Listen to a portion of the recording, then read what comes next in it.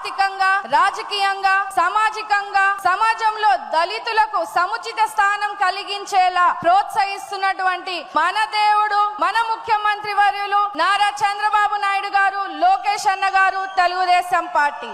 అంతేకాకుండా విదేశీ విద్య పథకం ద్వారా వందలాది దళిత బిడ్డలకు ఆర్థిక సాయం చేశాం. దళిత యువతకు 40,000 రూపాయలు పెళ్లి కానుక ఇచ్చాం. ప్రతి దళిత వాడలో వేల కోట్ల రూపాయల సీసీ రోడ్లను వేశాం. ఇన్ని మంచి పనులు, ఇన్ని మంచి స్కీమ్స్ ని మన దళితులకి అభివృద్ధి చెందేలా చేస్తే జగన్మోహన్ రెడ్డి గారు అధికారంలోకి వచ్చాక ఇవన్నిటిని కూడా నిర్వీర్యం చేశారు. దళితులకు సంబంధించిన 27 పథకాలు రద్దు చేశారు. 28,000 కోట్ల సబ్లాన్ నిధులను దారి మళ్లింపు చేశారు. ఎస్సీ కార్పొరేషన్లు నిర్వీర్యం చేశారు. వైసీపీ పాలనలో దళితులపై దాడులు, దౌర్జన్యాలు పెరిగాయని స్వయంగా రాజ్యసభలో కేంద్రం వెల్లడించింది. అందుకే రాష్ట్రంలో ఉన్న అన్ని దళితులందరూ కూడా ఒక్క మాటగా చంద్రబాబు నాయుడు గారిని మళ్ళీ ఈ రోజు ముఖ్యమంత్రి చేసుకున్నారు. దానికి మీరందరూ కూడా కృషి చేసినందుకు రాష్ట్రంలో ఉన్న